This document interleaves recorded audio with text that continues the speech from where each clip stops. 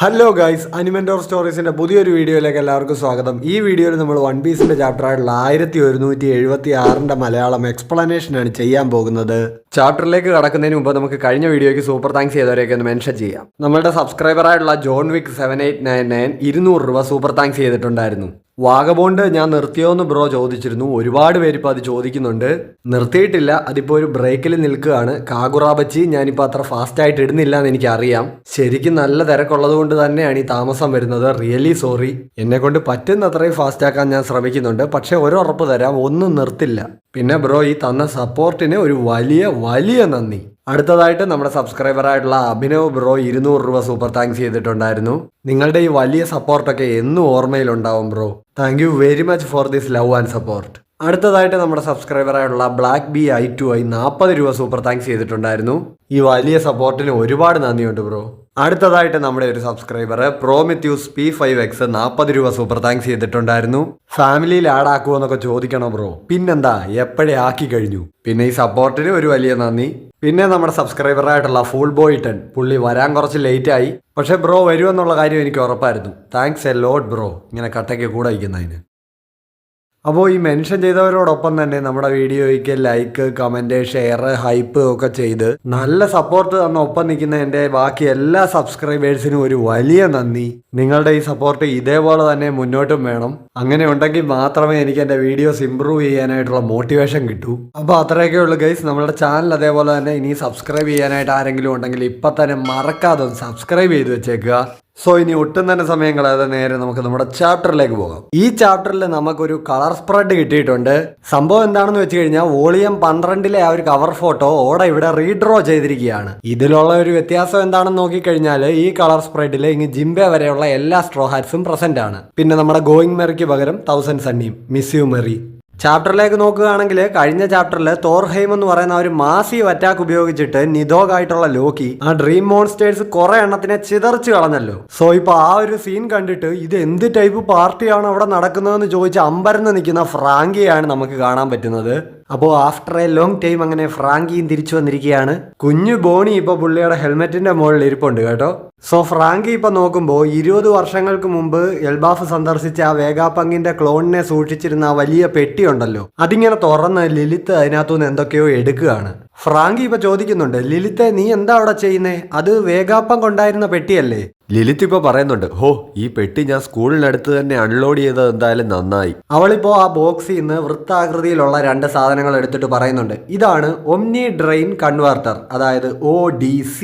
എഗ്ഹെഡില് ഇവരിങ്ങനെ എയറിൽ ഫ്ലൈ ചെയ്ത് നടക്കുമായിരുന്നല്ലോ, അതുപോലെ എൽബാഫിലും ചെയ്യാൻ കഴിയുമെന്ന് അവള് പറയുന്നു.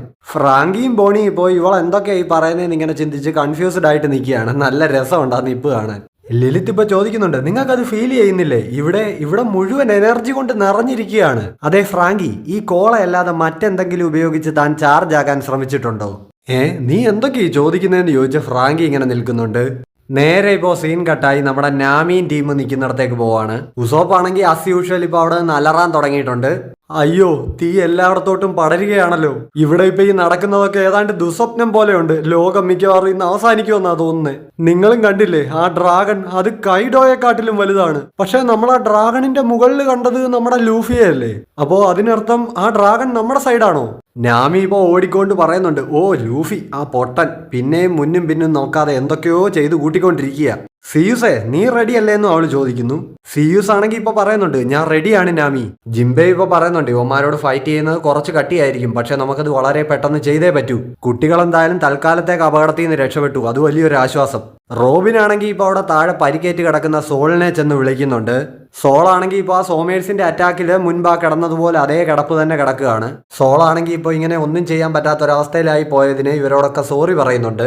സാഞ്ചി ആണെങ്കിലും ഇപ്പൊ സോളിന്റെ അടുത്ത് വന്നിട്ട് നിങ്ങൾ ഓക്കെ അല്ലേ എന്ന് ചോദിക്കുന്നുണ്ട്. നാമി ആണെങ്കിൽ ഇപ്പോൾ ഒരു അറ്റാക്കിന് റെഡി ആവുകയാണ്. നാമി സിയൂസിനോട് പറയുന്നുണ്ട്, സിയൂസ് ഇതൊരു എമർജൻസി സിറ്റുവേഷൻ ആണ്. സ്കൂളിലെയും ലൈബ്രറിയിലെയും തീ നമുക്കിപ്പോൾ കെടുത്തിയേ പറ്റൂ. ആ കാര്യം എനിക്ക് വിട്ടേക്ക് നാമി, ഞാൻ എൻ്റെ ഉള്ളിൽ ഇഷ്ടം പോലെ വെള്ളം സ്റ്റോർ ചെയ്ത് വെച്ചിട്ടുണ്ടെന്ന് സിയൂസും പറയുന്നു. സോ ഇപ്പോൾ നാമി ആ സിൽമാറ്റാക്ട് വെച്ചിട്ട് ഈ അറ്റാക്ക് ചെയ്യാൻ പോകുന്നത് കണ്ടിട്ട് കണ്ണീന്ന് ഇങ്ങനെ ലവ് ഒക്കെ വിട്ടുകൊണ്ട് സാഞ്ചി പറയുന്നുണ്ട്, ഹോ നാമിസാനെ പറ്റി ഞാൻ പ്രതീക്ഷിച്ചതുപോലെ തന്നെ ഈ അറ്റാക്ക് നാമിസാൻ മിസ്സാക്കുകയില്ല. സോ ഇപ്പോൾ സിയൂസ് ഒരു വലിയ മേഘമായിട്ട് ആ സ്കൂളിന്റെ ലൈബ്രറിയുടെ മുകളിൽ നിൽക്കുകയാണ്. നാമി ആണെങ്കിൽ ആ സിൽമാറ്റാക്ട് വെച്ചിട്ട് അറ്റാക്ക് ലോഞ്ച് ചെയ്യുന്നു. Pouring rain tempo. സോ ഇപ്പോൾ ആ തീയുടെ മേളിലേക്ക് വലിയ മഴ പെയ്തിറങ്ങുകയാണ്.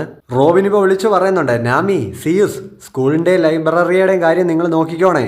സോളാണെങ്കിലും ഇപ്പൊ ഈ മഴയൊക്കെ പെയ്യുന്നത് ഇങ്ങനെ അമ്പരന്ന് നോക്കുന്നുണ്ട്. സിയൂസ് ഇപ്പൊ ഫുൾ പവറിൽ ഇങ്ങനെ മഴ പെയ്തിറക്കിക്കൊണ്ടിരിക്കുമ്പോൾ അവന്റെ ബാക്കിൽ കൂടെ കില്ലിംഗ്ഹാം വരുന്നുണ്ട്. പുള്ളിയുടെ കൂടെ തന്നെ ഒരു ഡ്രീം മോൺസ്റ്ററും ഉണ്ട്. കില്ലിംഗ്ഹാം ചോദിക്കുന്നുണ്ട്, നിങ്ങളോട് ആരാ തീ കെടുത്താൻ പറഞ്ഞത്? നിങ്ങൾ വാക്ക് തന്നത് ഇങ്ങനെയൊന്നും അല്ലായിരുന്നല്ലോ. നാമി ആണെങ്കിൽ ഇപ്പൊ വിളിച്ചു കൂവുന്നുണ്ട്, സിയൂസേ ദേ തിരിഞ്ഞു നോക്ക്, നിന്റെ പിറകിൽ ദേ വലിയൊരു മോൺസ്റ്റർ. സിയൂസ് ഇപ്പൊ ഇങ്ങനെ തിരിഞ്ഞു നോക്കുന്നുണ്ട്. ഇപ്പൊ കില്ലിംഗ്ഹാം പറയുന്നു, ഇവിടുത്തെ കുട്ടികളുടെ ജീവന് പകരമായിട്ട് ഈ ലോകത്തെ ചരിത്രമെല്ലാം ചുട്ടരിക്കാൻ തയ്യാറാണെന്നല്ലേ നിങ്ങൾ വാക്ക് തന്നത്? എന്നിട്ടിപ്പോ ഉടനെ ആ വലിയ മോൺസ്റ്റർ സിയൂസിനെ അങ്ങ് വിഴുങ്ങുകയാണ്. ഇപ്പോ ഇത് കണ്ടിട്ട് സിയൂസെ എന്ന് വിളിച്ചോണ്ട് നാമി ആണെങ്കിലും അലറുന്നുണ്ട്. സോളാണെങ്കിലും ഇപ്പൊ കണ്ടിട്ട് ചിന്തിക്കുന്നുണ്ട്, ഇതെന്താണ് പാമ്പോ? അല്ല, ഇതൊരു ലിൻഡ്വേം ആണല്ലോ. സോ ഗൈസ്, അപ്പൊ ഈ മോൺസ്റ്റർ ഒരു ലിൻഡ്വേം ആണ്. നോർസ് മിത്തോളജിയിൽ പറഞ്ഞിട്ടുള്ള മനുഷ്യരെ വിഴുങ്ങുന്ന പാമ്പിന്റെ ഗണത്തിൽപ്പെട്ട ഒരു മോൺസ്റ്റർ ആണ് ഈ ലിൻഡ്വേം. സാഞ്ചി ഇപ്പോ ഈ ആകാശത്തിൽ നിൽക്കുന്ന കില്ലിംഗ്ഹാമിനെ നോക്കിയിട്ട് ഇങ്ങനെ ചോദിക്കുന്നുണ്ട്, ആ തീ കെടുത്താനുള്ള നമ്മളുടെ മുന്നിലുള്ള ഒരു വഴിയാണ് ഇവൻ തകർത്തത്, ഏതാണ് ഈ നാറി? ജിംബെ പറയുന്നുണ്ട്, ജാർലു മുൻപ് പറഞ്ഞ ആ 3 ചെകുത്താന്മാരിൽ ഒരുത്തനായിരിക്കും ഇവൻ. ഇപ്പോ പെട്ടെന്ന് നമുക്ക് ലിലിത്തിന്റെ ശബ്ദം കേൾക്കാം. അവൾ പറയുന്നുണ്ട്, ODC ഡിപ്ലോയ് ചെയ്തിട്ടുണ്ട്, ഹീറ്റ് എനർജി എല്ലാം കളക്ട് ചെയ്യുകയാണ്. സോ ഇപ്പോൾ ലിലിത്ത് വേഗാപങ്ങിന്റെ ആ ബോക്സിൽ നിന്ന് എടുത്ത 2 സർക്കിൾ ഷേപ്പിലുള്ള ഐറ്റംസ്, അതായത് ODC ഇങ്ങനെ കറങ്ങി പറന്നു വരികയാണ്. അതവിടുത്തെ ഹീറ്റ് എനർജി, അതായത് സ്കൂളിലെ ലൈബ്രറിയിലെ എല്ലാം തീയെ പെട്ടെന്ന് സക്കി ചെയ്തിങ് എടുക്കുന്നുണ്ട്. അങ്ങനെ നിമിഷ നേരം കൊണ്ട് ആ തീയും ഇല്ലാതായി അവിടെ എല്ലാം തണുത്ത് മരവിച്ച സ്റ്റേജിലായി. കില്ലിംഗ്ഹാം ഇത് കണ്ടിട്ട് ചോദിക്കുന്നുണ്ട്, ഇവിടെ എന്താ ഇപ്പൊ സംഭവിച്ചത്? തീ കെട്ടുപോയല്ലോ. അതുമാത്രമല്ല, ഇവിടെ എല്ലാം മഞ്ഞിലും മൂടി. ഇവിടിപ്പോ എന്താ സംഭവിച്ചതെന്ന് ആലോചിച്ച് റോബിനും ഞെട്ടുന്നുണ്ട്. സോളിപ്പോ പറയുന്നുണ്ട്, എന്ത് തന്നെയാണെങ്കിലും ആ പണി ഏറ്റു. ദേ സ്കൂളിലെയും ലൈബ്രറിയിലെയും തീ മുഴുവനായിട്ടും കെട്ടടങ്ങി. ലിലിത്ത് ആണെങ്കിൽ ഇപ്പൊ പറയുന്നുണ്ട്, ഇങ്ങനത്തെ വമ്പൻ തീപിടുത്തം പോലത്തെ ദുരന്തങ്ങളിൽ നിന്നൊക്കെ എന്തുമാത്രം എനർജി ലഭിക്കുമെന്നറിയൂ. ഇതും പറഞ്ഞിട്ട് അവൾ ആ ഒരു ODCയിൽ കളക്ട് ചെയ്ത് വെച്ചിരിക്കുന്ന എനർജി മിക്സ് ചെയ്ത ഒരു കോള ഫ്രാങ്കിക്ക് എറിഞ്ഞു കൊടുത്തിട്ട്, ഫ്രാങ്കി ഇത് നീ ഒന്ന് ട്രൈ ചെയ്ത് നോക്കുമെന്ന് പറയുന്നു. ഇപ്പോ അതിൽ നിറച്ചിരിക്കുന്ന ആ ഒരു എനർജിയുടെ പവർ കൊണ്ട് ആ ബോട്ടിൽ ഇങ്ങനെ കിടന്ന് ഷെയ്ക്ക് ആയിക്കൊണ്ടിരിക്കുകയാണ്. ഇതിപ്പോ പൊട്ടിത്തെറിക്കുമോ എന്നുള്ള രീതിക്കാണല്ലോ കിടന്ന് ഷെയ്ക്ക് ആവുന്നതെന്ന് ഫ്രാങ്കിയും പറയുന്നു. ലിലിത്ത് ഇപ്പൊ പറയുന്നുണ്ട്, പിന്നെ അല്ലാതെ ഞാൻ ഇതിന് സൂപ്പർ വെഗാ കോള എന്നാ പേരിട്ടിരിക്കുന്നത്. ഫ്രാങ്കി, നിന്റെ ഈ ശരീരം നിർമ്മിച്ചിരിക്കുന്ന ഡിസൈൻ അതൊരു മാസ്റ്റർ പീസ് ഐറ്റം ആണ്, ഏതാണ്ട് പെസിഫിസ്റ്റയുടെ ലെവലിലുള്ള ഒന്ന്. എന്നിട്ട് നീ ഫ്യൂലായിട്ട് ഉപയോഗിക്കുന്നത് വെറും കോളയാണെന്ന് അറിഞ്ഞപ്പോ ഞാൻ ശരിക്കും ഞെട്ടിപ്പോയി. അതുകൊണ്ട് നീ ഇപ്പൊ ഈ സൂപ്പർ വെഗാ കോള അടിച്ചാണ്ടല്ലോ, നിന്റെ പവർ ചുമ്മാ തെറിച്ച് നിൽക്കും. ഇപ്പോ നമ്മളെ സിയൂസിനെ കാണിക്കുന്നുണ്ട്. അവൻ ആ ലിൻഡുവേമിന്റെ വയറിനുള്ളിൽ കിടക്കുകയാണ്. നാമി, ഇതിനകത്ത് മുഴുവൻ ഇരുട്ടാ, എന്നെ വന്നൊന്ന് രക്ഷിക്കുമെന്ന് അവൻ അലറി വിളിച്ചു പറയുന്നുണ്ട്. സിയൂസെ നീ പേടിക്കാതിരിക്കുക, ഞാൻ നിന്നെ ഉടനെ തന്നെ രക്ഷിക്കുമെന്ന് നാമി വിളിച്ചു പറയുന്നുണ്ട്. റോബിൻ ആണെങ്കിൽ ഇപ്പോൾ സോളിനോട് ചോദിക്കുന്നുണ്ട്, സോൾ നിങ്ങൾക്ക് ലൈബ്രറിയിലേക്ക് പോകാൻ കഴിയുമോ എന്ന്. സോൾ ഇപ്പോൾ ആകെ വയ്യാതെ കിതച്ചുകൊണ്ട് നിൽക്കുകയാണ്. പക്ഷേ പുള്ളി റോബിനെ ഇങ്ങനെ കൈ വെച്ചോണ്ട് അങ്ങോട്ടേക്ക് പോകാൻ തുടങ്ങുന്നുണ്ട്. അങ്ങേര് പറയുന്നുണ്ട്, റോബിൻ നമുക്ക് ഉടനെ അങ്ങോട്ടേക്ക് പോകാം, നീ ആകെ ടെൻഷനിലാണെന്നുള്ള കാര്യം എനിക്കറിയാം. ഒഹാരയിൽ അവശേഷിച്ചിരുന്ന ഈ ലോകത്തിന്റെ തന്നെ ചരിത്രം ഉൾക്കൊള്ളുന്ന പുസ്തകങ്ങളാണല്ലോ ആ ലൈബ്രറിക്കുള്ളിലുള്ളത്. കില്ലിംഗ്ഹാം ആണെങ്കിൽ ഇപ്പൊ ആ ലൈബ്രറി തന്നെ വിഴുങ്ങാനായിട്ട് ആ ലിൻഡുവേമിന് ഓർഡർ കൊടുക്കുന്നുണ്ട്. ഈ വിഡ്ഢികളുടെ മുന്നിൽ പ്രതീക്ഷയുടെ ഒരു തരി പോലും അവശേഷിക്കരുതെന്ന് കില്ലിംഗ്ഹാം വിളിച്ചു പറയുന്നു. ഇപ്പോ കില്ലിംഗ്ഹാമിന്റെ ഈ ഓർഡർ കിട്ടിയിട്ട് ആ ലിൻഡുവേം ലൈബ്രറി വിഴുങ്ങാനായിട്ട് പോവാണ്. അവശേഷിക്കുന്ന ചരിത്രത്തിനെ വേരോടെ പിഴുതെറിഞ്ഞെങ്കിൽ മാത്രമേ പുതിയ ഒരു ലോകം പിറവിയെടുക്കൂന്ന് കില്ലിംഗ്ഹാം പറയുന്നുണ്ട്. ജിംബെ ആണെങ്കിൽ ഇപ്പൊ പറയുന്നുണ്ട്, നാമി സിയൂസിനെ രക്ഷിക്കുന്ന കാര്യം എനിക്ക് വിട്ടേക്ക്, എന്റെ ഒരൊറ്റ പഞ്ചിന് ഈ മോൺസ്റ്ററിന്റെ വായിൽ നിന്ന് സിയൂസിനെ ഞാൻ തുപ്പിച്ചു തരാം. കില്ലിംഗ്ഹാം ഇപ്പോൾ ജിംബയെ കണ്ടിട്ട് പറയുന്നുണ്ട്, ഓ അതൊരു ഫിഷ്മാൻ ആണല്ലോ, ഈ ലോകത്തിലേക്കും വെച്ച് തന്നെ ഏറ്റവും വൃത്തികെട്ട വംശം. ഇവനെ കണ്ടിട്ട് തന്നെ എനിക്ക് ഛർദ്ദിക്കാൻ വരുന്നു. എന്തായാലും ഞാൻ മാസ്ക് വെച്ചത് നന്നായി. സാഞ്ചിക്ക് ഇപ്പോൾ ഇത് കേട്ടിട്ട് ആകെ പൊട്ടുന്നുണ്ട്. സാഞ്ചി ഇപ്പോൾ കില്ലിംഗ്ഹാമിനെ നോക്കിയിട്ട് ഇങ്ങനെ പറയുന്നു, സെലസ്റ്റിയൽ ഡ്രാഗൺസ് ഈ ലോകത്തിലെ മറ്റു വംശത്തിലുള്ള ആൾക്കാരെല്ലാം സ്വന്തം കാൽച്ചുവട്ടിലാണെന്ന് വിചാരിച്ച് കഴിയുന്ന വർഗം. ആ കൂട്ടത്തിലെ ഏറ്റവും വലിയൊരു നാറിയാണെന്ന് തോന്നുന്നു ഇവൻ. അതല്ലേ പഴയൊരു വാർലോഡായ ജിംബയുടെ മുഖം പോലും ഇവൻ ഓർമ്മയില്ലാത്തത്. എന്തായാലും നീ ഇപ്പൊ ചെയ്തത് അതൊരു വലിയ തെറ്റായി പോയി. എന്റെ ക്രൂമേറ്റ്സിൽ ഒരാളെയാ നീ അപമാനിച്ചത്. ആ ചെയ്തതിന് നിന്റെ മാസ്കും പിന്നെ മാസ്കിനുള്ളിലെ നിന്റെ ആ പേട്ട് തലയും ചവിട്ടി പൊളിച്ചിട്ടേ സാഞ്ചി ഈ കളം വിടൂ. സോ ഗൈസ്, ഇപ്പൊ ആ കോളയടിച്ച് പവറായിട്ട് ഫ്രാങ്കി സൂപ്പർ എന്ന് പറഞ്ഞുകൊണ്ട് ആകാശത്തേക്ക് പൊങ്ങി പോകുന്നുണ്ട്. ഫ്രാങ്കി തന്നെ ഇപ്പൊ അമ്പരക്കുന്നുണ്ട്, ഇതെന്താണ് ഈ ജമ്പിങ് പവറൊക്കെ? എന്റെ ഉള്ളിലെ ഓരോ മസിലും ഇപ്പൊ ഇങ്ങനെ ചാടി നിൽക്കുകയാണ്. ഇപ്പൊ എനിക്ക് വേണമെങ്കിൽ ഒരൊറ്റ ഇടിക്ക് ഏത് മോൺസ്റ്ററിനെയും തല കുത്തിക്കാൻ പറ്റുമെന്നാണ് തോന്നുന്നത്. സോ ഇപ്പോൾ നമ്മുടെ ഫ്രാങ്കിയും ജിംബയും സാഞ്ചിയും ഒരേ ടൈമിൽ അറ്റാക്ക് ലോഞ്ച് ചെയ്യാനായിട്ട് പോവാണ്. ആ ലിൻഡുവേം ആണെങ്കിൽ എന്താണ് ഈ നടക്കാൻ പോകുന്നതെന്ന് ഇങ്ങനെ നോക്കി നിൽക്കുന്നുണ്ട്. അതേപോലെ തന്നെ ആ ഇഫ്രിറ്റ് ജംബെ എന്ന് പറയുന്ന മൂവ് വെച്ചിട്ട് കാലൊക്കെ ഇങ്ങനെ ഹെലികോപ്റ്റർ പോലെ കറക്കിക്കൊണ്ട് കില്ലിംഗ്ഹാമിന്റെ അടുത്തേക്ക് സാഞ്ചിയും ചെല്ലുന്നുണ്ട്. സോ ഇപ്പോൾ ഫ്രാങ്കി ആ മോൺസ്റ്ററിന്റെ മോഹം ഇടിച്ച് ചളുക്കിയിട്ടുണ്ട്. കൂടെ തന്നെ ജിംബെ ആ മോൺസ്റ്ററിന്റെ വയർ ഇടിച്ച് വാട്ടുന്നുണ്ട്. ഇപ്പൊ ആ ഒരു പഞ്ചില് സീയൂസ് തെറിച്ച് അതിന്റെ വയറ്റിൽ നിന്ന് വെളിയിലേക്ക് പോകുന്നുണ്ട്.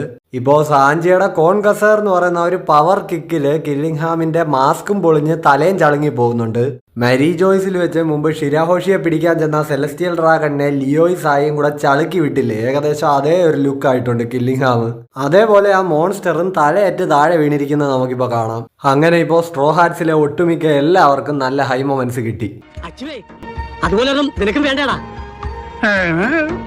ദൈവം തരും. ഇനിയും നമ്മളെ കാണിക്കുന്നത് വെസ്റ്റേൺ വില്ലേജ് ആണ്. അവിടെ ഡോറിയുടെയും ബ്രോഗിയുടെയും നേതൃത്വത്തിലുള്ള ഡോമി റിവേഴ്സി ആയ ജയൻസ് എല്ലാം കൂടെ ജാറൂളിനെ കൊല്ലാനായിട്ട് ഇങ്ങനെ പാഞ്ഞടുത്തുകൊണ്ടിരിക്കുകയാണ്. സോറോയും ടീമും കഷ്ടപ്പെട്ടവരെ തടഞ്ഞു നിർത്താൻ ശ്രമിച്ചുകൊണ്ടിരിക്കുകയാണ്. ഈ വെട്ട് കിട്ടുന്ന ഡീമൺ ജയൻസ് എല്ലാം ഇങ്ങനെ റീജനറേറ്റ് ആവുകയാണ്. നമ്മൾ എത്ര വെട്ടിയാലും കുത്തിയാലും യുവമാർ റീജനറേറ്റ് ആവുന്ന അല്ലാതെ താഴെ വീഴുന്നില്ലല്ലോ എന്ന് ഹാജുറുദ്ദീൻ പറയുന്നു. സ്റ്റാൻസനും പറയുന്നുണ്ട് എല്ലാം നമുക്ക് അറിയാവുന്ന മുഖങ്ങളായതുകൊണ്ട് യുവമാരെ അങ്ങ് വലുതായിട്ട് നോവിക്കാനും തോന്നുന്നില്ല. പക്ഷേ ഇങ്ങനെ പോയാൽ ഇതിപ്പോ നമ്മൾ എങ്ങനെ യുവമാരെ തടഞ്ഞു നിർത്താനാണ്? ഇപ്പോ സ്വയം വെട്ടി താഴെ വീണ ഡോറിയും ബ്രോഗിയും പതുക്കെ എഴുന്നേക്കുന്നത് നമുക്ക് കാണാം. ഒരു ജയന്റ് ഇപ്പൊ വിളിക്കുന്നുണ്ട്, ക്യാപ്റ്റൻസ് ഡോറി ബ്രോഗി. ബ്രോഗി ഇപ്പൊ ചോദിക്കുന്നുണ്ട്, നിനക്ക് ബോധം തിരിച്ചു വന്നോ ഡോറി? മൊത്തമായിട്ടില്ല, എന്നാലും ചെറിയൊരു കൺട്രോൾ കിട്ടുന്നുണ്ട് എന്ന് ഡോറി പറയുന്നു. സോറോ ഇപ്പൊ ഇവരെ ഇങ്ങനെ നോക്കി നിൽക്കുന്നുണ്ട്. ഇവർ രണ്ടുപേരും ഇപ്പോ ജാറൂളിന്റെ മറ്റുള്ളവരുടെ നേരെ നിൽക്കുന്നു. എന്നിട്ട് ഡോറി ആണെങ്കിൽ പറയുന്നുണ്ട്, എന്തൊരു അപമാനകരമായ പ്രവൃത്തിയാണ് നമ്മൾ ചെയ്തത്. നമ്മളെല്ലാവരും ഏറെ ബഹുമാനിക്കുന്ന എൽഡർ ജാറൂളിനെ നമ്മൾ എന്തൊക്കെയാണ് വിളിച്ചു പറഞ്ഞത്. ബ്രോഗി ആണെങ്കിലും ഇപ്പൊ പറയുന്നുണ്ട്, അതുമാത്രോ അദ്ദേഹത്തിന്റെ തല എരിയാൻ വരെ നമ്മൾ മുതിർന്നില്ലേ? ആ തെറ്റിന്റെ കളങ്കം ഇനി ഒരു 100 തലമുറകൾ കൂടി കഴിഞ്ഞാലും നമ്മളുടെ പേരുകളിൽ നിന്നും മാഞ്ഞു പോകില്ല. ഡോറി ഇപ്പൊ പറയുന്നുണ്ട്, അതെ, ഒന്നും ഇങ്ങനെ ഒരു അവസ്ഥയിലേക്ക് എത്താൻ പാടില്ലായിരുന്നു. അപ്പോ അടുത്തതായിട്ട് നമ്മൾ രണ്ടും ചെയ്യാൻ ഉദ്ദേശിക്കുന്നത് ഒരേ കാര്യം തന്നെ ആയിരിക്കുമല്ലോ എന്ന് പറഞ്ഞ് ഇവരെന്തോ തീരുമാനിച്ചുറപ്പിക്കുന്നുണ്ട്. അങ്ങനെ ബ്രോഗി ഇപ്പോ ചിരിച്ചുകൊണ്ട് ഡോറിയെ അടുത്ത് പറയുന്നുണ്ട്, വിട തരൂ പാർട്ട്ണർ. ഡോറി ഇപ്പൊ പറയുന്നുണ്ട്, ഏതോ ഒരു ഡീമന്റെ കൺട്രോളിൽ അടിയറവ് പറഞ്ഞു നിൽക്കാൻ എനിക്ക് മനസ്സില്ല. നമ്മുടെ 100 വർഷം നീണ്ട ദിവസേനയുള്ള ഫൈറ്റ് അത് ഞാൻ നല്ലപോലെ എൻജോയ് ചെയ്തിരുന്നു എന്ന് പറഞ്ഞ് അവരിപ്പോ പരസ്പരം വാളുകൾ വീശുകയാണ്. ഞങ്ങൾ എൽബാഫിലെ വാരിയേഴ്സ് ആണ്, അഭിമാനത്തോടെ ഞങ്ങൾ മരണം തിരഞ്ഞെടുക്കുന്നു. സോ അങ്ങനെ അവർ രണ്ടുപേരും അങ്ങോട്ടും ഇങ്ങോട്ടും തല വെട്ടി അരിഞ്ഞിരിക്കുകയാണ്. ഇപ്പൊ ഈ ഒരു സീൻ കണ്ടിട്ട് ജാർലും സ്റ്റാൻസനും ഹാജുറുദ്ദീനും മറ്റ് ജയൻസും സോറോയും ഒക്കെ ഞെട്ടിപ്പോകുന്നുണ്ട്. ജയൻസ് ഇപ്പൊ ഇങ്ങനെ വിളിച്ചു ചോദിക്കുന്നത് നമുക്ക് കേൾക്കാം, ക്യാപ്റ്റൻ ഡോറി, ക്യാപ്റ്റൻ ബ്രോഗി, നിങ്ങൾ എന്തിനാണ് ഇങ്ങനെ ഒരു കടുങ്കൈ ചെയ്തത്? ഇപ്പൊ ഈ ഡോറിയും ബ്രോഗിയും വീണ് കിടക്കുന്ന ആ ഗ്രൗണ്ടിൽ പെട്ടെന്നൊരു വൃത്താകൃതിയിലുള്ള ഒരു ഷേപ്പ് ഫോം ആയിട്ട് ഇവരെ ഇങ്ങനെ ഫ്ലിപ്പ് ചെയ്തങ്ങിടുന്നുണ്ട്. ഇതെന്ത് പണ്ടാരമാണെന്ന് ഇപ്പൊ സോറോ ഇങ്ങനെ നോക്കുന്നു. സോ ഇപ്പൊ ആ സർക്കിൾ ഇവരെ ഫ്ലിപ്പാക്കി കൊണ്ടുവന്നപ്പോഴേക്കും ഇവര് നോർമൽ ഡോറിയും ബ്രോഗിയുമായിട്ട് ട്രാൻസ്ഫോം ആയിട്ടുണ്ട്. സോ ആ ശാപം അവരെ പൂർണ്ണമായിട്ടും വിട്ടുപോയി. സോ ഇപ്പോൾ ഡോറിയും ബ്രോഗി ഇങ്ങനെ നോർമൽ ഫോമിലേക്ക് തിരിച്ചു വന്നത് കണ്ടിട്ട് അവിടെ നിൽക്കുന്ന ജയൻസിനൊക്കെ സന്തോഷമാവുന്നുണ്ട്. അവർ ചോദിക്കുന്നുണ്ട്, നിങ്ങൾ രണ്ടുപേരും നോർമൽ ആയല്ലോ, അറ്റുപോയ നിങ്ങളുടെ തലയും പഴയപടിയായിട്ടുണ്ട്. ജാറുൽ ഇപ്പൊ ചിന്തിക്കുന്നുണ്ട്, അപ്പോ ഇതിന്റെയൊക്കെ അർത്ഥം ഇനി ഒരു കിടിലം പാനലാണ്. അതായത് ഹാജറുദ്ദീന്, സ്റ്റാൻസന്, സോറോ ഇവരോടൊപ്പം നോർമലായ ഡോറിയും ബ്രോഗിയും ബാക്കിയുള്ള ഡീമൺ ജയൻസിനെ നേരിടാനായിട്ട് തയ്യാറായി നിൽക്കുകയാണ്. സ്റ്റാൻസൺ പറയുന്നുണ്ട്, സോ അപ്പൊ നമ്മൾ ഇവരെ എല്ലാവരെയും കൊന്നു കഴിഞ്ഞാൽ ഈ ഡീമൺ ഫോം മാറി ഇവർ നോർമൽ ഫോമിലേക്ക് തിരിച്ചു വരും. ബ്രോഗി ഇപ്പൊ പറയുന്നുണ്ട്, വെട്ടുകൊണ്ട് എല്ലാവരും കീറിപ്പൊളന്ന് കിടക്കുന്നത് കാണാൻ കുറച്ച് പ്രയാസമാണെങ്കിലും ഒന്ന് ഫ്ലിപ്പായി വരുമ്പോഴേക്കും അവന്മാര് വീണ്ടും പഴയ ഹെൽത്തി കുട്ടന്മാരാവുമല്ലോ. ഹാജറുദ്ദീനും പറയുന്നുണ്ട്, ഇനിയപ്പോ ഒന്നും നോക്കാനില്ല, നമ്മളപ്പോ നല്ല ആഴത്തിൽ മുറിവുകൾ ഏൽപ്പിച്ച ഇവർ നോർമൽ ഫോമിലേക്ക് തിരിച്ചു വരും. അപ്പൊ ഇവരെ ഇനി അരിഞ്ഞു തള്ളുന്നതുകൊണ്ട് പ്രശ്നമൊന്നുമില്ലല്ലോ എന്ന് സോറോ ചോദിക്കുന്നുണ്ട്. ഡോറി ഇപ്പൊ പറയുന്നുണ്ട്, തല വെട്ടി അരിയുക അല്ലെങ്കിൽ ഹൃദയം വെട്ടി പുറത്തെടുക്കുക എന്നൊക്കെ പറഞ്ഞു കഴിഞ്ഞാൽ ഇവരെല്ലാവരും നമ്മളുടെ ആൾക്കാരാണ്, എനിക്ക് അങ്ങനെ ഒന്നും ചെയ്യാൻ പറ്റുമെന്ന് തോന്നുന്നില്ല. സോ അങ്ങനെ ഇപ്പൊ ഫൈറ്റ് ആരംഭിക്കാൻ പോവാണ്. കുട്ടികളൊന്നും ഇത് കാണണ്ട, എല്ലാവരും കുട്ടികളെ വീട്ടിനുള്ളിലേക്ക് കയറ്റിക്കൊള്ളാൻ ഇവർ വിളിച്ചു പറയുന്നുണ്ട്. സോറോ ഇപ്പൊ ഇങ്ങനെ ഒരു ചിരി ഇരിച്ചോണ്ട് പറയുന്നുണ്ട്, ഇത് വല്ലാത്തൊരു സിറ്റുവേഷൻ ആണല്ലോ.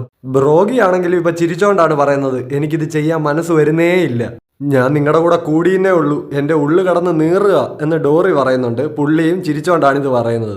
എന്റെ ഹൃദയത്തെ വേദനിപ്പിക്കുന്ന ഒരു പ്രവൃത്തിയാണ് ഞാൻ ഈ ചെയ്യാൻ പോകുന്നതെന്ന് ഹാജറുദ്ദീനും പറയുന്നു. സ്റ്റാൻസൺ ഇപ്പൊ പറയുന്നുണ്ട്, ഇങ്ങനെ ഒരു പ്രവൃത്തി ചെയ്യാൻ എനിക്കും മടിയാ, പക്ഷെ ഒരുങ്ങിയിരുന്നോടാ എല്ലാ എണ്ണവും, നിന്നെയൊക്കെ ഞങ്ങൾ ഇപ്പൊ തന്നെ വെട്ടിത്തള്ളും.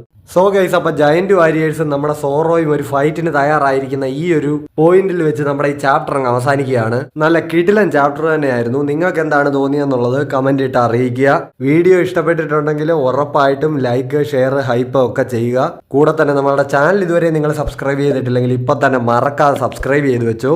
അപ്പോൾ അടുത്ത ആഴ്ച ബ്രേക്ക് ആണ്. ബ്രേക്ക് കഴിഞ്ഞിട്ട് നെക്സ്റ്റ് ചാപ്റ്ററിന്റെ എക്സ്പ്ലനേഷനുമായിട്ട് കാണുന്നവരേക്കും ബൈ ബൈ.